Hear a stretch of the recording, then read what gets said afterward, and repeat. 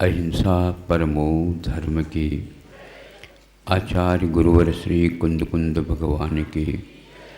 आचार्य श्री गुरु ज्ञान सागर मुनि महाराज की।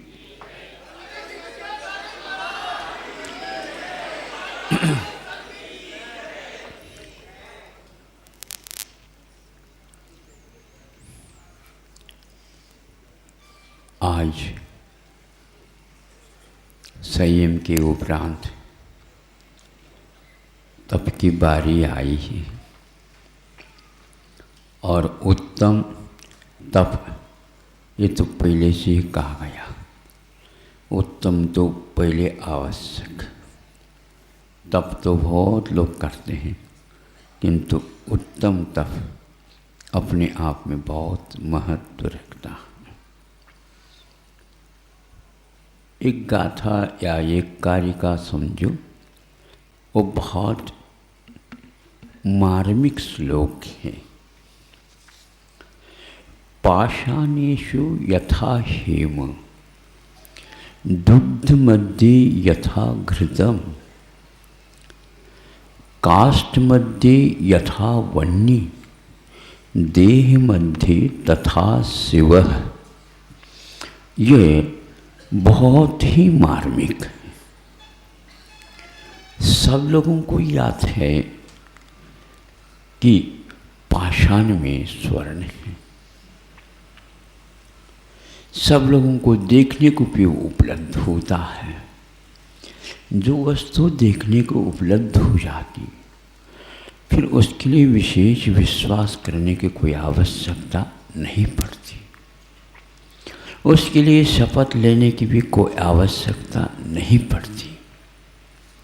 महसूस होने लग जाए अपने आप ही उस ओर झुकाव हो जाता है। आज तक हम लोगों ने इसका प्रयोग करके देखने का पुरुषार्थ नहीं किया।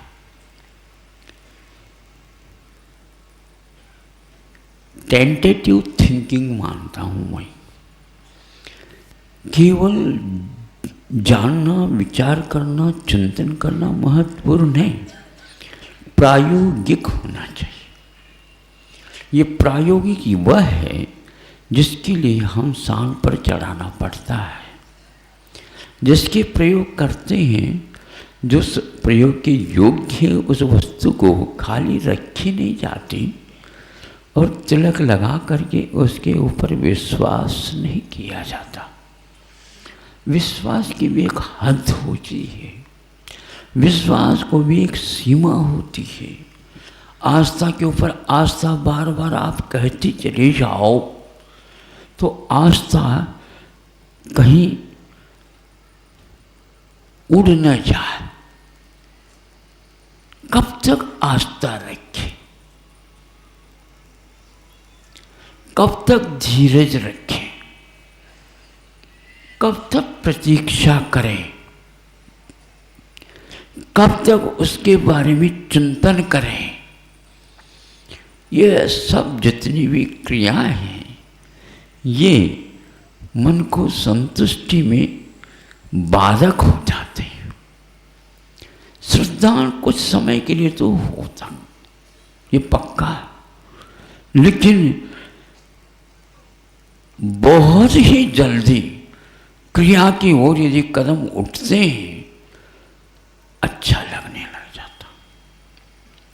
पहली कक्षा में 6-7 साल की उम्र थी बच्चे की और उन्होंने प्रेरित होकर के घर वालों की बात मान ली। मानने का अर्थ विश्वास होता। बेटा स्कूल जा। क्या होता है स्कूल जाने से?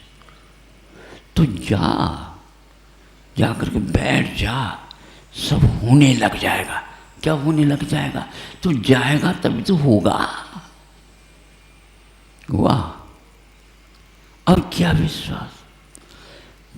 वो जाता जाता जाता जाता जब तक वह हायर सेकेंडरी तक नहीं जाता तब तक उसको और भी प्रेरित करते रहते हैं। अब जब उसके उपरांत वह लगभग किशोर हो जाता है, 16 को लांघने लग जाता है।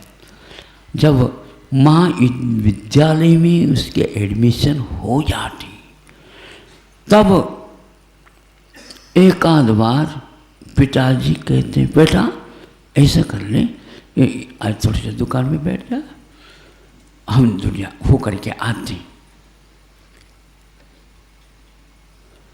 एक आध बार इसी प्रकार थोड़ी से वहाँ पर चले जा, ये काम थोड़ी से करके आ, दुकान की बात है। जब तीसरी बार पिताजी कहते हैं, उन्होंने कहा पहली बार जो आपने कहा मैं समझ नहीं पाया, दोबारा जो है आधा समझ तो गया था, लेकिन पूरा नहीं समझ होने के कारण उत्तर नहीं दिया। अब तीसरी बार तो हमने ठान लिया था कि अब समझ में आ गया।